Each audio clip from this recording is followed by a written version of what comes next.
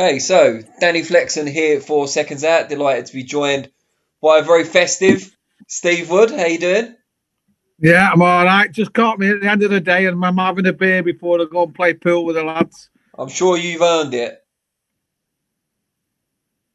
100% I've earned it, mate. Yeah. I wanted to talk to you before the end of the year about what we've seen in 2020. Obviously, predominantly as a small hall promoter, as well as being a manager, perhaps of more high profile fighters, it can't have been an easy year for you on the boxing front.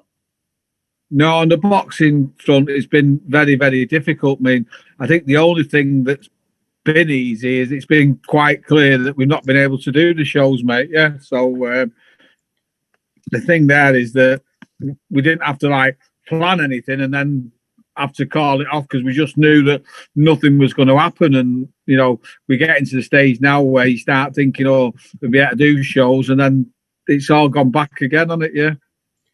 So when you're in a position like that, is it just a case of trying to get as many of your fighters out on some of the TV shows as possible? It is, but again, you've got to get a balance on these TV shows, because if you're not contracted to any of the TV promoters, the only chance you've got of going on the show is as an opponent. And don't let them kid you that they're trying to make 50-50 fights, because just look at the results. I would have thought it's not changed. It's still 95% for the home corner, isn't it?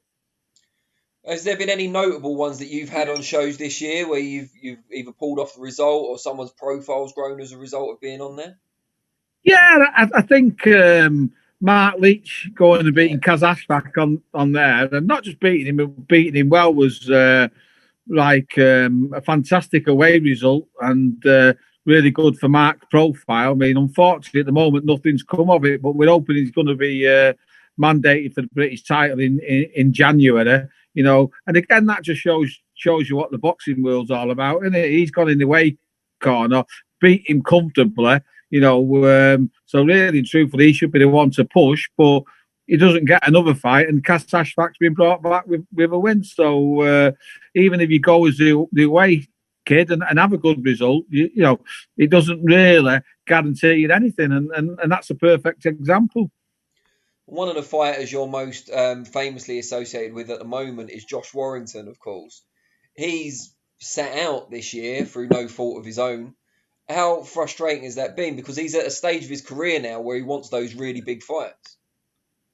Well, it has been frustrating, because at the time, of his last win, I'm not saying it was against a great opponent, but he's just come off 3 fantastic wins, and he was fighting someone who was, should we say, a decent opponent, and he blew him away in a couple of rounds. So he was looking to me at the stage where he's peaking and possibly being unbeatable. A bit like you're looking at Canelo now. Josh was looking like that, and to say that we've had to sit a year out. Hopefully, we've got a big announcement coming before Christmas of his date in February, and a big unification fight, and we can get him back on track. But obviously, we know crowds. Josh is taking what the Americans are calling a haircut, but he's got to get on with it. And hopefully, once he's unified, maybe we can become a pay-per-view star. It's so difficult with the pandemic and the restrictions and not knowing exactly what's going to happen. But have you projected into 2021 and thought about when you might be able to get back out? I've got some venues on hold for April. I did have them in March, but I've asked the venues to put them back a month, because I can't really see it happening in March. And one of the problems we're all going to have is when we can go, you're not just going to be a lot of boxing promoters looking for venues, like the music industry and, the MMA. Everyone's been looking for venues. So it's going to be very, very busy. So I've got a few on hold ready to go, mate. Yeah. Now, we know that Mark Leach presumably was your personal boxing highlight of the year. Who's your best British fighter of 2020? Well, do you know, when you mentioned Mark Leach, Jack Cullen's had a couple of fights in the thing, hasn't he, as well? And And even though he was allegedly a matchroom fighter, he was in the away corner again. So that was another good win and a convincing win, wasn't it? Considering he got put over in the first round, he come back really to dominate it, and I was surprised he didn't finish it off with a stoppage, but he won convincingly on point. So Cullen's up there with my favourites for the year. And who's your number one British fighter of the year? Obviously outside of your own fighters. Do you know what? I used to manage him, so I keep an eye on him. Maxi Hughes has done tremendously well, hasn't he? You know what I mean? Considering he was like, I don't know what to say, but he was getting beat every time he steps up. So he was like a bit of a gatekeeper, wasn't he? And he's moved up a weight, got the extra experience from all the hard fights he's had as well. A little bit of poundage that he doesn't have to take off. It seems to have made him a little bit more solid because he was suspect to a body shot. And he's gone had a great win over in Dubai and obviously beat John O'Carroll, didn't he? Yeah, he's had a really, really good year. He's one of the most on-form fighters in Britain. Yeah. So my props would go out to Maxi on that one, I think, yeah.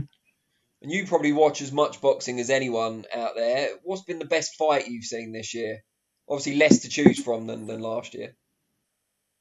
Do you know what? The European super featherweight title with them, I forget the two names really. Demangi and Alex Dilmagani. I said this to someone earlier. That's the best fight I've seen this year. Yeah. I actually got it on a stream when I was over in Portugal, and I was going to watch a few rounds and go out for something to eat, and we ended up not going out because I won't put the iPad down. It was a great fight. Fantastic fight. Yeah, I mean the kid took over after about 8 or 9, but up to 8 or 9, he was going one way and the other, wasn't he? It was a fantastic fight. Yeah. What are you hoping for in 2021? Obviously, Josh's fight is going to get announced soon, hopefully for February. But is it just basically a return to relative normality? Is that the best we can hope for at this stage? Yeah, get as close as we can to it. Obviously, Josh has suffered this year, and I think the people in his position, the top end of the scale, have suffered. And as I say, he's taken an haircut to fight, and the kids who obviously over the years I've kind of got a good name for, he's developing like prospects who haven't maybe come out of the GB squad or anything like that, but good amateurs who don't get promotional contracts with the TV people.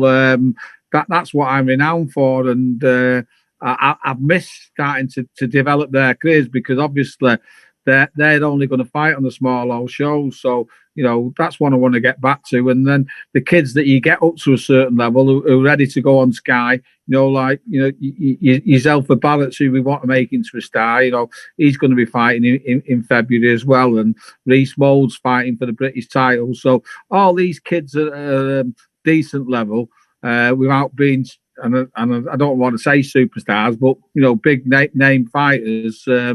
I want to make sure that they're active, and as soon as we've got our shows, all my prospects will be out and out regular. And without meaning to be too nosy, how are the other businesses going during this trying time? Do you know what? The gloves business, which ex-pro Danny Wright's running for us now, has picked up, and we've got the gloves on Amazon. So we can't get the products in quick enough at the moment because the deliveries, as probably down south, you can't even get the boats to land, never mind get the containers off. So it's hard to get stock for them, but that's starting to pick up. As I say, with Amazon on board now, we're hoping that will grow fast. The engineering business had a real downturn for 3 months simply when all the sites were shut and everything like that. But one of the good things is being a small independent, we've always had good stock. So I've not been like that desperate for the containers to land. They're starting to come through now, but we've had good stocks to get through. So we've got through, Dan. We've got through. Yeah. Oh, I'm glad to hear it. Really appreciate your time, Steve. Have a great Christmas. Yeah, if that's possible in these circumstances, and hopefully things will pick up in 2021. Yeah, looking forward to it, Danny. Cheers and have a mate. good day yourself, fella. Wish I had a beer now. Cheers, mate. Take care. Ta now.